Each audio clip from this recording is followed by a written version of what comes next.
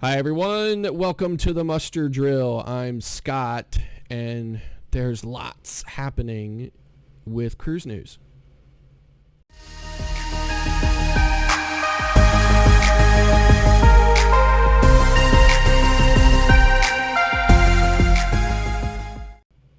Hey everyone, welcome back. So, Carnival has updated its testing protocols to include back-to-backs and what they call side-to-sides. And if you don't know that, a side-to-side is, when you're getting off one ship and onto another, whether that be Carnival or another cruise line, but in the same day. So, of course, we all know the back-to-backs are where you stay on the same ship. So up to this point, I guess if you did a back-to-back on Carnival, because there were plenty of people who did back-to-backs on the Mardi Gras, and I think I knew even one person who did, a back-to-back-to-back on Mardi Gras from the inaugural, including the sailing I was on, which was August 14th. So in any event, they were allowed to do that with that single, test, which if they were on, I'm not sure how they handled that if they were on the inaugural cruise, because they didn't have that, testing in place until the 14th, until my sailing, which was the third one on the Mardi Gras. So they updated that to say now that you need this test. Carnival will be providing that test on board free of charge to the vaccinated, and of course, would be continuing to charge the same amount that they're charging to the unvaccinated, which I believe is $150, which includes the testing and the results. So they've updated that. I would expect that the other lines will follow with that and start requiring that on back-to-backs and side-to-sides as well.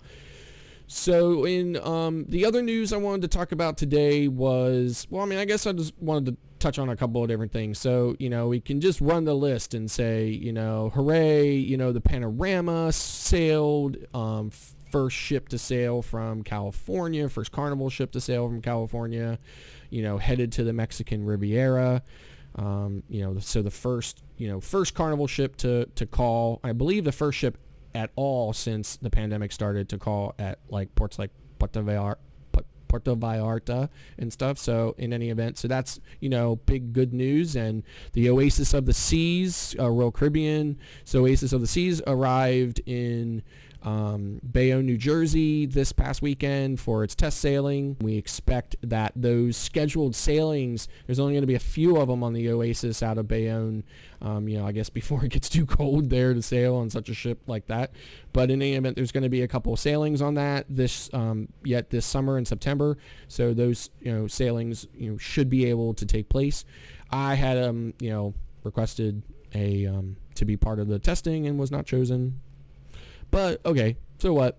So anyway, so that's great news. And then, of course, I had reported on this while I was on board the Mardi Gras. Bahamas issued an emergency declaration now where they are going to require everyone 12 and older that's on board any ship that's going to be, calling on any port in the Bahamas, including the cruise ships' private islands, to be fully vaccinated. And that the cruise lines are going to have to transmit those, or send those passenger manifests with vaccination status to the Bahamas, on every sailing. So, in any event, those, so that's protocols that have been in place, and they put those in place. I believe they start September 1st or September 3rd, and they go to at least November 1st, but I expect that to be, probably extended, especially if Delta keeps, raging on. And, so all the other cruise lines have had to do that. And Royal Caribbean was the first one to put out a notice that, to everyone that they were going to do that this happened and that they were going to comply with it. Of course, everybody is complying with it, since. And, Disney announced, that that's what they were going to do as well. Of course, Castaway Cay being a huge, port of call for Disney, being their private island. So they're going to have to do that now, so all the kids on there. So the other thing that came up as a result of that is, there's still a lot of push out there about these cruise lines not revealing how many people on board are testing positive. So as of this it's updated. The CDC updates their website every Monday. As of this past Monday, the Carnival Mardi Gras is still listed as yellow. It was yellow the sailing before mine. It was yellow the whole time I was on board. And, I didn't know it. I mean, there were no announcements. It didn't detract from my experience whatsoever. So, but in any event, they're still screaming about it. I've already talked about how I feel about this. I feel like who cares how many cases are on board? If the CDC and the cruise lines are working together so that if there are cases, they're being reported to the CDC, which is who they need to be reported to, and the CDC is doing whatever investigation they're doing.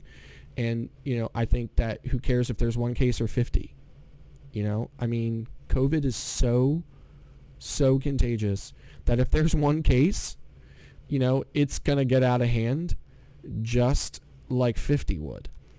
Because if there's one case or 10 cases or 50 or 100, if even one of the people who have COVID does not go to the medical center and report that they're not feeling good, and if it's even one person who says, you know what, I'm going to push through this, I'm going to take something for my fever, I'm going to maybe wear a mask, but I'm going to cough because I've got symptoms and it's going to make me cough. If one person doesn't comply with the common sense thing, which is if I don't feel good, I'm going to go to the medical center, and if they test me and I'm positive, then they can quarantine me from the rest of the ship. If one person doesn't do that, it won't matter if it's 1 or 50 or 100. If that person is walking around the ship, we're all getting it. We're all getting it.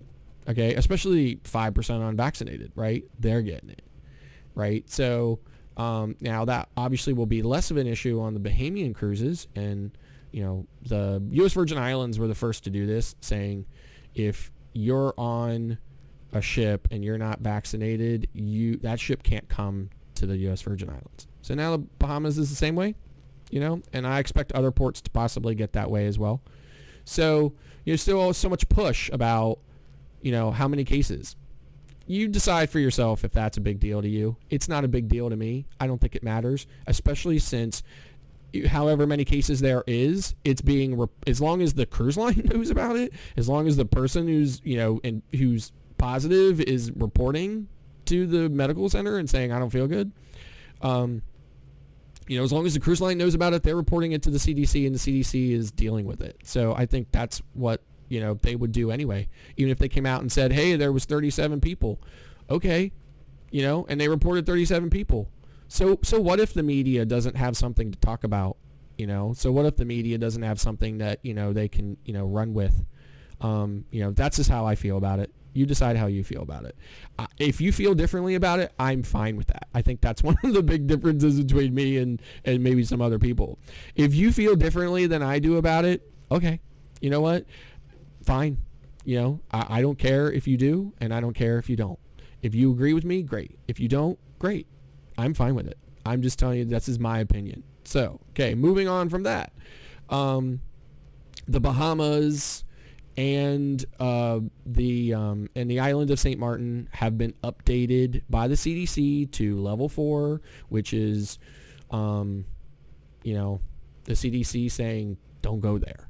Okay, so they've both been updated, and it's just because of the amount of cases of COVID that are coming out of it, and they're saying but it's like the whole thing that happened while I was gone that I'm not going to really talk about too much because it's too far removed now from the time that it happened that it's old news, and I don't want to talk about old news. I want to talk about current news and stuff like that. So in any event, it's like the whole thing where the CDC said don't go on a cruise ship if, and now don't go to the Bahamas and don't go to St. Martin because there's a lot of COVID cases. There's a lot of COVID cases everywhere, okay, including the 2 major ports that cruise ships sail out of, which is Texas and Florida. Just finish up this video with is the back-to-backs and the side-to-sides are now going to require a, second negative COVID test, which they're going to do, I assume in that day. Or if you're doing a back-to-back on the same ship, I'm sure you could probably get it done a day before or 2 days before, or whatever, as long as it's within 72 hours of the next sailing. The side-to-sides probably the same thing, especially if you're going side to side on the same line. So that's going to do it for today's video. Thank you very much for tuning in. If you like this video, please click that like button. If you would, please subscribe to the channel. It really helps us out a lot. It won't cost you anything, and you do it once and it's done.